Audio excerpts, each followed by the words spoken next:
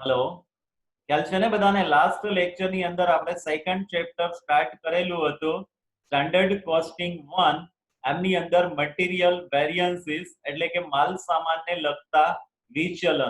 Generally પહેલા થોડુંક આપણે 2-5 મિનિટ રિપીટ કરી દઈએ લાસ્ટ લેક્ચરનું રીકેપ, કે જેથી કરીને બધાને ખ્યાલ આવી શકે કે અહીંયા સુધી આપણે કરાવેલું હતું. એટલે લાસ્ટ લેક્ચરની અંદર આપણે જોયેલું હતું કે સ્ટાન્ડર્ડ કોને કહી શકાય, સ્ટાન્ડર્ડ કોસ્ટિંગ કોને કહી શકાય, અને ખાસ કરીને સ્ટાન્ડર્ડ કોસ્ટિંગ સિસ્ટમની અંદર જે આપણે સ્ટડી કરવાનું છે વેરિયન્સ એનાલિસિસ. તો વેરિયન્સ કોને કહી શકાય એની ચર્ચા આપણે લાસ્ટ લેક્ચરની અંદર કરેલી હતી. આજે ફરીથી પાછું જોઈએ વેરિયન્સ. તો વેરિયન્સ એટલે શું? તો જનરલી આપણે કોઈ પણ પ્રકારનું પ્રોડક્શન કરીએ છીએ તો એના માટેના બેઝિકલી 3 એલિમેન્ટ્સ આપણને જોવા મળે છે: મટીરિયલ, લેબર અને ઓવરહેડ. બરાબર. તો જનરલી કોઈ પણ ઉદ્યોગપતિ હશે, ઇન્ડસ્ટ્રીયલિસ્ટ હશે, એને મેક્સિમમ પ્રોફિટ જોઈએ છે. તો એના માટે માર્કેટની અંદર જો કોમ્પિટિશન હશે તો એ પોતાની કિંમત વધારી શકશે નહીં, એટલે કે પ્રોડક્ટની પ્રાઇસ છે એની અંદર વધારો કરી શકશે નહીં. હવે આમ છતાં બી એમને મેક્સિમમ પ્રોફિટ જોઈએ છે તો એના માટે બીજો ઓપ્શન એમની પાસે એ રહેશે કે એમને એમનું કોસ્ટ છે એમને રિડ્યુસ કરવું. અને કોસ્ટને રિડ્યુસ કરવા માટે કોસ્ટની અંદર 3 બાબતો આવે છે: મટીરિયલ, લેબર અને ઓવરહેડ. જો આમની અંદર કંટ્રોલ કરવામાં આવે તો ઓટોમેટિકલી એમનો પ્રોફિટ છે ઇન્ક્રીઝ થતો જોવા મળશે. મટીરિયલ કોસ્ટને કંટ્રોલ કરવા માટે એક મેનેજમેન્ટ એકાઉન્ટિંગની અંદર ટૂલ્સ આપણને જોવા મળે છે કે જેને આપણે સ્ટાન્ડર્ડ કોસ્ટિંગ તરીકે ઓળખી શકીએ. હવે આ સિવાયના બાકીના બી બીજા ઘણા બધા ટૂલ્સ અવેલેબલ છે, એ ઇન ફ્યુચર આપણે શીખીશું. બીજી એક બાબત આપને એ કહી દઈએ કે મેનેજમેન્ટ એકાઉન્ટિંગ છે એ પ્યોરલી એક પ્રકારની ટેકનિક છે, કોઈ પ્યોર અકાઉન્ટ્સ નથી. કે જેથી કરીને જે ફાઇનાન્સિયલ એકાઉન્ટિંગ, કોસ્ટ એકાઉન્ટિંગ તમે શીખ્યા છો તો એની અંદર અમુક પ્રકારના રૂલ્સ અને રેગ્યુલેશન્સ હોય છે, અમુક પ્રકારના સિદ્ધાંતો હોય છે. એવા ચોક્કસ નીતિ નિયમો અને સિદ્ધાંતો મેનેજમેન્ટ એકાઉન્ટિંગની અંદર આપણને જોવા મળતા નથી, કેમ કે બુદ્ધિમત્તાના આધારે અલગ અલગ પ્રકારના નિર્ણયો લેવામાં આવતા હોય છે. અને નિર્ણયો લેવા માટે યુઝફુલ ઇન્ફોર્મેશન તમને મળી શકે એ માટે જનરલી મેનેજમેન્ટ એકાઉન્ટિંગનો યુઝ કરવામાં આવે છે. તો એમાંની એક ટેકનિક કે જેને આપણે સ્ટાન્ડર્ડ કોસ્ટિંગ તરીકે ઓળખી શકીએ. સ્ટાન્ડર્ડ એટલે શું? તો સ્ટાન્ડર્ડ એ એક પ્રકારનું મેઝરમેન્ટ છે કે જે પ્રી ડિફાઇન્ડ હોય છે, એટલે કે જે ફ્યુચરમાં પ્રોડક્શન કરવાનું છે તો એના માટેની કોસ્ટ કેટલી થશે એ અગાઉથી જ નક્કી કરવામાં આવે. તો એને generally one type of standard તરીકે આઈડેન્ટિફાઈ કરવામાં આવશે. હવે એની અંદર જનરલી આ ચેપ્ટરમાં તમારે શીખવાનું છે એ છે મટીરિયલ વેરિયન્સીસ, એટલે કે માલ સામાનને લગતા વિચલનો. એની આપણે લાસ્ટ લેક્ચરની અંદર બી થોડી ચર્ચા કરેલી હતી, જ્યાંથી બાકી છે અને થોડું રિપીટ કરીએ છીએ. તો મટીરિયલ વેરિયન્સની અંદર જનરલી અલગ અલગ 6 ટાઈપ્સના વેરિયન્સીસ તમને જોવા મળે છે. એમાંનું પહેલું વેરિયન્સીસ આપેલું છે, કદાચ ગઈકાલે તમારા ગ્રુપની અંદર એમના માટેનો એક ચાર્ટ મોકલાવેલો હતો અને થોડા એમના ફોર્મ્યુલા બી સેન્ડ કરેલા હતા, એટલે કદાચ એ આપણે જોયેલા હશે, અથવા તો આપની પાસે બુક્સ હોય તો એમાંથી બી તમે જોઈ શકશો, અથવા તો થોડું તમે નોટ ડાઉન બી સાથે સાથે કરતા જાજો. બરાબર. તો જે મટીરિયલ વેરિયન્સીસ છે એમના અલગ અલગ 6 ટાઈપ્સ આપણને જોવા મળે છે.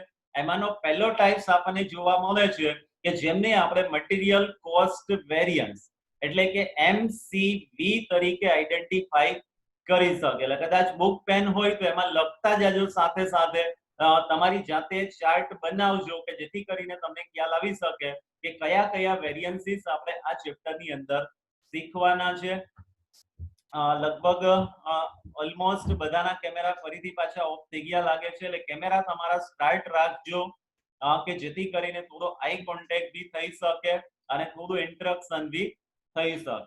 જ્યારે સૌથી પહેલો ટાઈપ્સ આપણને જોવા મળે છે મટીરિયલ કોસ્ટ વેરિયન્સ, કે જેને શોર્ટમાં યાદ રાખવા માટે આપણે MCV તરીકે બી આઈડેન્ટિફાઈ કરી શકે. એટલે ખાલી MCV લખશો તો બી તમને ખ્યાલ આવી શકશે. MCV means material cost variances. હવે એમના ફરીથી પાછા બે ટાઈપ્સ આપણને જોવા મળે છે, બરાબર? એટલે એમાં અંડરમાં તમે આ રીતે લાઈન ડ્રો કરી અને નીચે પાછા બે ટાઈપ્સ દર્શાવો છો.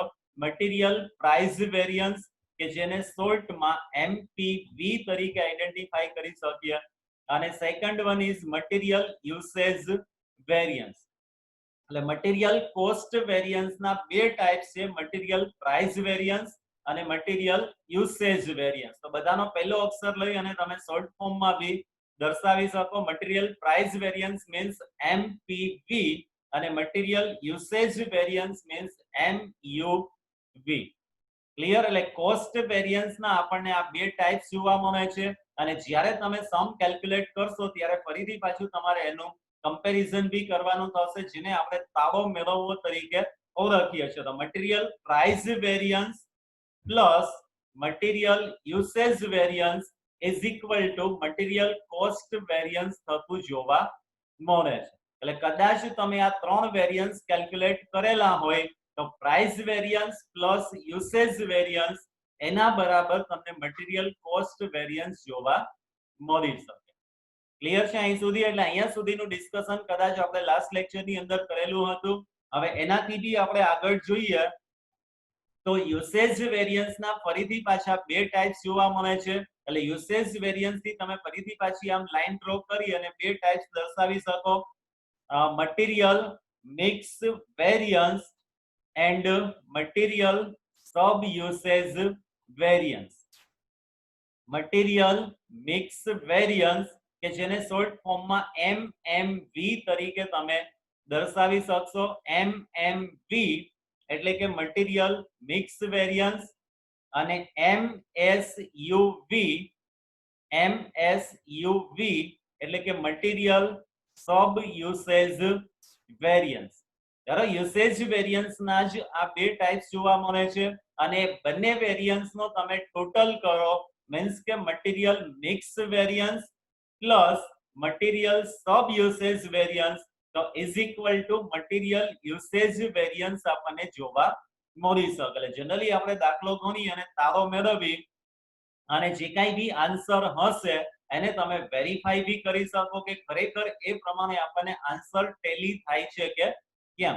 અને હજુ એક છઠ્ઠો ટાઈપ્સ જોવા મળે છે આપણને, મટીરિયલ યીલ્ડ વેરિયન્સ, કે જેને MYV તરીકે આઈડેન્ટિફાઈ કરી શકે. એટલે છઠ્ઠો ટાઈપ્સ આપેલો છે વેરિયન્સ માટેનો, મટીરિયલ યીલ્ડ વેરિયન્સ. યીલ્ડ એટલે ઉપજ અથવા તો આવક, માલ સામાન ઉપજ વિચલન તરીકે એમને આપણે આઈડેન્ટિફાઈ કરી શકીએ. મટીરિયલ યીલ્ડ વેરિયન્સ એટલે કે MYV. સમજાય છે બધાને આ છ ટાઈપ્સ? હવે એમના માટેના આપણે ફોર્મ્યુલા જોઈએ અને પછી આપણે ધીમે ધીમે સમ કેલ્ક્યુલેટ કરવાની શરૂઆત કરીશું. તો ફોર્મ્યુલા છે એ બી ખાસ તમે સાથે સાથે લખતા જાજો. સૌથી પહેલું વેરિયન્સ આપણે જોયેલું છે મટીરિયલ કોસ્ટ વેરિયન્સ.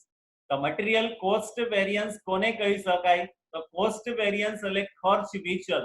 હવે આપણે સપોઝ અગાઉથી ડિસાઈડ કરેલું છે કે માલ સામાન માટેની પ્રમાણિત પડતર એટલે કે પ્રમાણિત ખર્ચ છે એ 1 લાખ રૂપિયા હશે, અને ખરેખર જ્યારે તમે પ્રોડક્શન કરો છો ત્યારે માલ સામાનનો ખરેખર ખર્ચ એટલે કે એક્ચ્યુઅલ કોસ્ટ છે એ કદાચ એના કરતા વધારે અથવા તો ઓછી બી હોઈ શકે.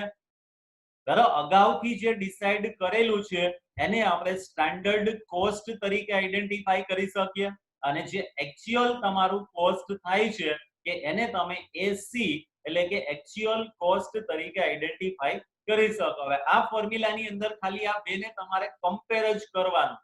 તો એમના માટેની ફોર્મ્યુલા તમને આપેલી છે એમસીવી, બરાબર? મટીરિયલ કોસ્ટ વેરિયન્સ એટલે કે MCV equal standard cost minus actual cost. સૂત્રો છે એ સાથે સાથે લખતા જાજો કે જેથી કરીને તમને થોડું વધારે સારી રીતે સમજાઈ શકશે, સારી રીતે ખ્યાલ આવી શકશે, અને એ સૂત્રો છે એ તમને એકદમ ઈઝીલી યાદ પણ રહી જશે. બરાબર? Material cost variance MCV equal standard cost minus actual cost. કદાચ આખું નહીં લખો અને શોર્ટ ફોર્મમાં લખશો તો બી ચાલશે. એટલે MCV is equal to SC minus AC. બરાબર, એસસી એટલે સ્ટાન્ડર્ડ કોસ્ટ અને એસી એટલે એક્ચ્યુઅલ કોસ્ટ. અથવા તો ઘણી વખત જો તમને રકમની અંદર ડાયરેક્ટલી સ્ટાન્ડર્ડ કોસ્ટ અને એક્ચ્યુઅલ કોસ્ટ ન આપેલી હોય તો એના માટે ફરીથી પાછું બીજું ફોર્મ્યુલા બી તમે લખી નાખો. એમસીવી ઇઝ ઇક્વલ ટુ કૌંસની અંદર એસપી ઇન્ટુ એસક્યુ. બરાબર, એસપી એટલે સ્ટાન્ડર્ડ પ્રાઇસ અને એસક્યુ એટલે સ્ટાન્ડર્ડ ક્વોન્ટિટી. તો એસપી ઇન્ટુ એસક્યુ એટલે એ આપણને સ્ટાન્ડર્ડ કોસ્ટ જ મળશે માઇનસ એપી ઇન્ટુ એક્યુ. બરાબર, એપી એટલે એક્ચ્યુઅલ પ્રાઇસ અને એક્યુ એટલે એક્ચ્યુઅલ ક્વોન્ટિટી. બરાબર, તો બીજી ફોર્મ્યુલા આપણને જોવા મળશે MCV is equal to SQ into SP. બરાબર, એસપી પહેલા લખશો એસક્યુ પહેલા લખશો એનાથી કોઈ બીજો ફેર પડતો નથી. એટલે એસપી ઇન્ટુ એસક્યુ અથવા તો એસક્યુ ઇન્ટુ એસપી ગમે તે રીતે તમે લખી શકો. અને માઇનસ બીજા કૌંસની અંદર તમે દર્શાવશો એપી ઇન્ટુ એક્યુ એટલે actual price into actual quantity એટલે એ આપણને એક્ચ્યુઅલ કોસ્ટ જોવા મળી શકે. એટલે આ તમારું પહેલું જે વેરિયન્સ આપેલું છે મટીરીયલ કોસ્ટ વેરિયન્સ એમના માટેની ફોર્મ્યુલા તમને જોવા મળે છે. અને આ ફોર્મ્યુલાની અંદર ડાયરેક્ટલી તમે એની કિંમત મૂકશો એટલે ડાયરેક્ટલી તમને જે કંઈ બી આન્સર જોવા મળશે એ આન્સરને તમે મટીરીયલ કોસ્ટ વેરિયન્સ તરીકે આઈડેન્ટિફાઈ કરી શકો. હવે જે કાંઈ બી આન્સર છે એ આપણને કાં તો પ્લસ જોવા મળશે અથવા તો માઇનસ જોવા મળશે અથવા તો નીલ જોવા મળશે. જો સ્ટાન્ડર્ડ કોસ્ટ અને એક્ચ્યુઅલ કોસ્ટ એ બંને સરખા હશે તો તમને વેરિયન્સ છે એ નીલ અથવા તો 0 જોવા મળશે. હવે જો એક્ચ્યુઅલ કોસ્ટ કરતા સ્ટાન્ડર્ડ કોસ્ટ વધારે હશે, બરાબર રીતે સમજો. સ્ટાન્ડર્ડ કોસ્ટ છે એ આપણે ડિસાઈડ કરેલી છે 1 લાખ રૂપીસ અને ખરેખર કોસ્ટ એટલે કે એક્ચ્યુઅલ કોસ્ટ છે એ તમને જોવા મળે છે 90,000 રૂપીસ. તો આઉટપુટ તમને જોવા મળશે +10,000.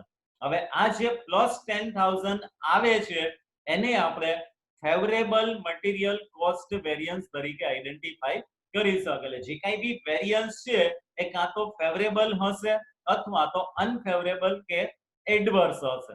હવે જો આન્સર છે એ પ્લસ આવે છે તો એને આપણે ફેવરેબલ વેરિયન્સ તરીકે ઓળખીએ છીએ. અને જો તમારો આન્સર છે એ માઇનસ આવે છે, માઇનસ ક્યારે આવશે? માની લો કે સ્ટાન્ડર્ડ કોસ્ટ છે એ તમે ડિસાઈડ કરેલી છે 1 લાખ રૂપીસ અને એની સામે તમારી એક્ચ્યુઅલ કોસ્ટ થાય છે 1,10,000 રૂપીસ. એક્ચ્યુઅલ કોસ્ટ છે એ થાય છે 1,10,000 રૂપીસ. એટલે આપણે ડિસાઈડ કરેલું હતું 1 લાખ રૂપીસ અને એની જગ્યાએ આપણી ખરેખર પડતર છે એ 1,10,000 રૂપીસ છે. તો આન્સર તમને જોવા મળશે -10,000. તો -10,000 આવે છે એને બી આપણે વન ટાઈપ ઓફ વેરિયન્સ તરીકે જ ઓળખશું. પણ એ વેરિયન્સ છે એ આપણને અનફેવરેબલ અથવા તો એડવર્સ વેરિયન્સ જોવા મળી શકશે. સમજાય છે? એટલે જે કોસ્ટ આપણે ડિસાઈડ કરેલી હશે એક્ચ્યુઅલ કોસ્ટ છે એના કરતા કાં તો વધારે હશે અથવા તો એના કરતા ઓછી હશે અથવા તો જો ઇક્વલ આવે છે તો ત્યાં આપણને વેરિયન્સ જોવા મળતું નથી. એટલે એ વેરિયન્સ તમારું નીલ જોવા મળશે. ક્લિયર થાય છે પહેલી ફોર્મ્યુલા બધાને? Any question? બધાને પહેલી ફોર્મ્યુલા ક્લિયર થાય છે? બરાબર, ખાલી બે જ બાબતો તમારે કમ્પેર કરવાની છે, સ્ટાન્ડર્ડ કોસ્ટ અને એક્ચ્યુઅલ કોસ્ટ. એટલે એના માટે એકદમ ઈઝી ફોર્મ્યુલા તમને આપેલી છે એસસી માઇનસ એસી અથવા તો SP into SQ minus AP into AQ એટલે એ તમને મટીરીયલ કોસ્ટ વેરિયન્સ જોવા મળી શકે. ધેન એના આપણને બે ટાઈપ્સ જોવા મળે છે અને આ વેરિયન્સ આવવા માટેના જનરલી બે રીઝન હોઈ શકે કે કાં તો પ્રાઇસમાં વધારો ઘટાડો થયેલો હશે અથવા તો યુસેજની અંદર એટલે કે ક્વોન્ટિટીની અંદર વધારો ઘટાડો થયેલો હશે. કદાચ વચ્ચેથી જો લેક્ચર કટ થઈ જાય, ટાઈમ લિમિટ 40 મિનિટ્સ હોય છે તો ફરીથી પાછા તમે જોઈન થઈ જાજો કેમ કે 10 વાગ્યા સુધી કન્ટિન્યુઅસ આપણે લેક્ચર શરૂ રાખીશું. એટલે કદાચ વિધિન 5 મિનિટ જે આગળનું હોય એમનું રેકોર્ડિંગ થતું હોય એટલે 2-3 મિનિટનો ટાઈમ જોઈએ, એટલે કદાચ 5 મિનિટમાં ફરીથી પાછી આપણે મીટિંગ કન્ટિન્યુ કરશું. એટલે જો કટ થઈ જાય તો એવું નહીં વિચારતા કે અહીંયા લેક્ચર પૂરો થઈ ગયો છે. એક્ઝેક્ટલી 10 વાગ્યા સુધી આપણે લેક્ચર કન્ટિન્યુ રાખશું. એટલે જો કદાચ કટ થઈ જાય તો ફરીથી પાછા આને આ જ લિંકમાં જોઈન થઈ જાય. ધારો મટીરીયલ કોસ્ટ વેરિયન્સ એમના ફરીથી પાછા આપણને બે ટાઈપ્સ જોવા મળે છે, મટીરીયલ પ્રાઇસ વેરિયન્સ અને મટીરીયલ યુસેજ વેરિયન્સ. હવે એ આપણને કેવી રીતે મળે છે તો એ જોઈએ. તો એમના માટેની ફોર્મ્યુલા જોઈએ પ્રાઇસ વેરિયન્સ. હવે પ્રાઇસ વેરિયન્સ કેવી રીતે આવે છે કે જનરલી આપણે સ્ટાન્ડર્ડ પ્રાઇસ ડિસાઈડ કરેલી હોય કે જે માલ સામાનનો વપરાશ થશે એ પર યુનિટ આપણને 10 રૂપીસ પ્રમાણે મળશે. એવું આપણે અગાઉથી નક્કી કરેલું છે કે જેને આપણે સ્ટાન્ડર્ડ પ્રાઇસ તરીકે આઈડેન્ટિફાઈ કરીએ છીએ. હવે ખરેખર જ્યારે તમે પ્રોડક્શન કરશો તો ત્યારે કદાચ એવું બની શકે કે એ મટીરીયલ તમને 10 રૂપિયા કરતા અલગ કિંમતથી મળે છે, કાં તો 9 રૂપીસ પર યુનિટ પ્રમાણે મળશે અથવા તો 11 રૂપીસ પર યુનિટ પ્રમાણે મળશે. તો સ્વાભાવિક છે કે કિંમતમાં વધારો ઘટાડો થશે એટલે ઓટોમેટિકલી ટોટલ કોસ્ટની અંદર બી વધારો ઘટાડો થવાની શક્યતા રહેશે જ.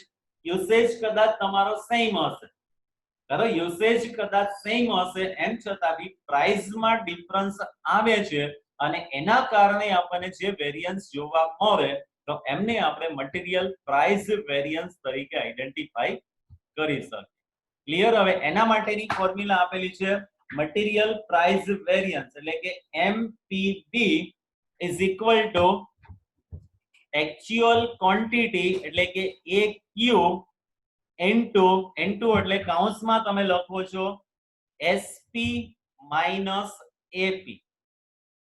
મટીરીયલ પ્રાઇસ વેરિયન્સ MPV ખાલી એટલું લખશો તો બી ચાલશે. MPV is equal two actual quantity એટલે કે AQ ઇન્ટુ એટલે કે કૌંસમાં SP માઈનસ AP એટલે standard price minus actual price.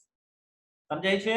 હવે જે એ બે પ્રાઇસ છે આ બે પ્રાઇસ વચ્ચેનો જે ડિફરન્સ છે એમને એક્ચ્યુઅલ ક્વોન્ટિટી સાથે તમે મલ્ટીપ્લાય કરો છો અને જે આન્સર આવે છે એમને આપણે મટીરીયલ પ્રાઇસ વેરિયન્સ તરીકે આઈડેન્ટિફાઈ કરીશું. ક્લિયર છે? લખાઈ ગયું છે ફોર્મ્યુલા બધાને? ફોર્મ્યુલા ખાસ તમે લખજો, એક એક લાઈનના છે, અડધી જ લાઈનના છે, ખાલી 5-6 કેરેક્ટર જ તમારે લખવાના છે.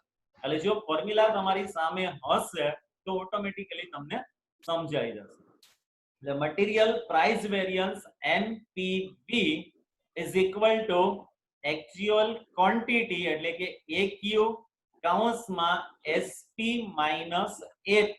બરાબર, SP એટલે સ્ટાન્ડર્ડ પ્રાઇસ અને AP એટલે એક્ચ્યુઅલ પ્રાઇસ. તો અહીંયા પ્રાઇસ વેરિયન્સ આપણે જ્યારે કેલ્ક્યુલેટ કરીએ છીએ તો ત્યારે એ બંને પ્રાઇસને આપણે કમ્પેર કરીએ છીએ, સ્ટાન્ડર્ડ પ્રાઇસ અને એક્ચ્યુઅલ. બરાબર, યાદ તમારે એ રાખવાનું છે કે કૌંસમાં આપણે શું મૂકીશું તો standard price minus actual price into actual quantity. Clear? સમજાય છે? એટલે આ રીતે આપણને પ્રાઇસ વેરિયન્સ જાણવા મળી શકે. હવે એના માટે બી જો જનરલી આપણે એક નાનકડો ફોર્મ્યુલા લઈએ કે માની લો કે આપણે અગાઉનું જ કન્ટિન્યુ કરીએ કે 1 લાખ રૂપિયાનો સ્ટાન્ડર્ડ કોસ્ટ થશે. હવે એના માટે સપોઝ તમે ડિસાઈડ કરેલું હોય કે 10,000 યુનિટ મટીરીયલ જોઈશે અને એ 10 રૂપિયાની કિંમતે તમને મળશે અને આ રીતે તમે ડિસાઈડ કરેલું છે કે 1 લાખ રૂપિયા માલ સામાન ખર્ચ થશે તો એને આપણે સ્ટાન્ડર્ડ કોસ્ટ કહીએ છીએ. હવે જ્યારે એક્ચ્યુઅલ તમે પ્રોડક્શન કરો છો તો ત્યારે કદાચ એવું બની શકે કે માલ સામાનનો વપરાશ 10,000 એકમોનો જ છે પણ એની કિંમત છે એ કદાચ તમને 11 રૂપિયા પ્રમાણે એ માલ સામાન મળેલો હોય તો ત્યારે તમે ફોર્મ્યુલાની અંદર મૂકશો 10,000 કૌંસમાં 10 minus 11 એટલે -1 જોવા મળશે અને -1 into 10,000 એટલે ત્યાં 10,000 રૂપીસ નું મટીરીયલ પ્રાઇસ વેરિયન્સ તમને જોવા મળી શકશે. સમજાય છે? 10,000 રૂપીસ માઇનસમાં તમને એ મટીરીયલ પ્રાઇસ વેરિયન્સ જોવા મળી શકશે અને જો આન્સર માઇનસ આવે છે તો એમને આપણે એડવર્સ વેરિયન્સ કહી શકશું અને જો આન્સર છે એ પ્લસ આવે છે તો ત્યારે એને ફેવરેબલ વેરિયન્સ તરીકે આઈડેન્ટિફાઈ કરવામાં આવશે. ક્લિયર? સમજાય છે પ્રાઇસ વેરિયન્સ? ત્યાર પછીનું થર્ડ વન આપેલું છે material usage variance. Material usage variance માલ સામાન વપરાશ વિચલન કે જેને શોર્ટમાં MUV તરીકે આઈડેન્ટિફાઈ કરી શકે. હવે યુસેજ વેરિયન્સ એ ક્યારે આવશે? તો જનરલી કિંમત છે એ કદાચ આપણે અત્યારે એઝ્યુમ કરીએ કે એની અંદર કોઈ પણ પ્રકારનો ચેન્જીસ થતો નથી, પણ જે વપરાશ તમે કરો છો એ વપરાશની અંદર ચેન્જીસ હોય એટલે કે તમે અગાઉથી એવું ડિસાઈડ કરેલું હતું કે 10,000 એકમોનો વપરાશ થશે બરાબર, અને 10 રૂપિયા પ્રમાણે આપણને માલ સામાન મળશે. હવે કદાચ એવું બને કે માલ સામાન આપણને 10 રૂપિયા પ્રમાણે જ મળે છે પણ ખરેખર વપરાશ છે તમારો 10,000 ની જગ્યાએ 11,000 એકમોનો થાય છે તો બી તમને વેરિયન્સ જોવા મળશે. એટલે જો વપરાશની અંદર ચેન્જીસ આવશે તો એના કારણે મટીરિયલ યુસેજ વેરિયન્સ તમને ક્રિએટ થતું જોવા મળશે. હવે એના માટેની ફોર્મ્યુલા લખી નાખો. Material usage variance MUV is equal to standard price એટલે કે SP કૌંસમાં SQ માઈનસ AQ. SQ એટલે સ્ટાન્ડર્ડ ક્વોન્ટિટી માઈનસ AQ એટલે કે એક્ચ્યુઅલ ક્વોન્ટિટી.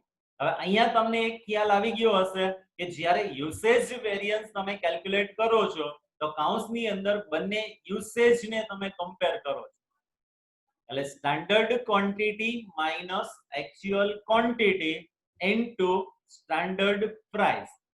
સમજાય છે? પ્રાઇસ છે એ તમે અહીંયા સ્ટાન્ડર્ડ લ્યો છો અને જ્યારે પ્રાઇસ ને તમે કમ્પેર કરેલું છે ત્યારે જે તમે ક્વોન્ટિટી લ્યો છો એ એક્ચ્યુઅલ ક્વોન્ટિટી ધ્યાનમાં લેવામાં આવશે. બાકી કૌંસની અંદર આપણે જનરલી જે કમ્પેર કરીએ છીએ તો એની અંદર જનરલી શું કરવાનું છે કે પ્રાઇસ વેરિયન્સ કેલ્ક્યુલેટ કરો છો તો ત્યારે બંને પ્રાઇસ ને કમ્પેર કરવાની છે અને યુસેજ વેરિયન્સ કેલ્ક્યુલેટ કરો છો તો ત્યારે સ્ટાન્ડર્ડ યુસેજ એટલે કે સ્ટાન્ડર્ડ ક્વોન્ટિટી અને એક્ચ્યુઅલ ક્વોન્ટિટી આ બે બાબતોને તમારે કમ્પેર કરવાનું હોય છે. ક્લિયર છે?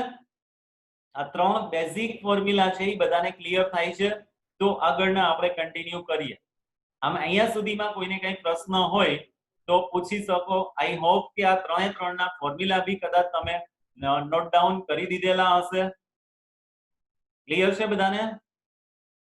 એકદમ ઈઝી છે. થોડીક મહેનત કરશો એટલે એકદમ ઈઝીલી તમને ફોર્મ્યુલા સમજાઈ જશે અને સાથે સાથે જે કંઈ બી પ્રેક્ટિકલ સમ આપણે કેલ્ક્યુલેટ કરવાના છે તો એની અંદર બી આપણે આ જ ફોર્મ્યુલાનો યુઝ કરવાનો હશે. અહીંયા સુધી ક્લિયર છે બધાને? Yes or no? Yes.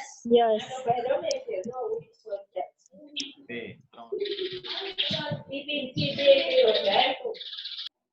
હા, સમજાય છે? Material cost variance, material price variance અને મટીરિયલ યુસેજ વેરિયન્સ, આ ત્રણ વેરિયન્સ આપણે અત્યાર સુધીમાં શીખ્યા. બરાબર, એના ફોર્મ્યુલા બી યાદ રહી જાય એવા છે? બરાબર, કદાચ હા. ઓકે 1 મિનિટ છે એમાં કદાચ કટ થઈ જશે એટલે 1 મિનિટ આપણે જનરલ ડિસ્કશન જ કરીએ છીએ અને પછી ફરીથી પાછી મીટિંગ કન્ટિન્યુ કરી અને આગળના ફોર્મ્યુલા આપણે શીખીશું. એટલે બુક પેન છે એ ખાસ તમારી સાથે રાખજો કે જેથી કરીને તમે નોટ ડાઉન કરી શકો અને એ ફોર્મ્યુલાને આધારે તમને આખો કન્સેપ્ટ ક્લિયર થઈ શકશે. અહીંયા સુધીમાં કોઈને કાંઈ પ્રશ્ન નથી ને?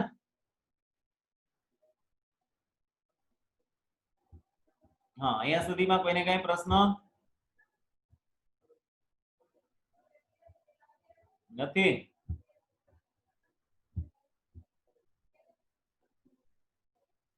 કદાચ કટ થઈ જાય તો ફરીથી પાછા જોઈન થઈ જાજો વિધિન 5 મિનિટ્સ એટલે 5 મિનિટ પછી આપણે પાછો લેક્ચર સ્ટાર્ટ કરી દેશું એટલે કદાચ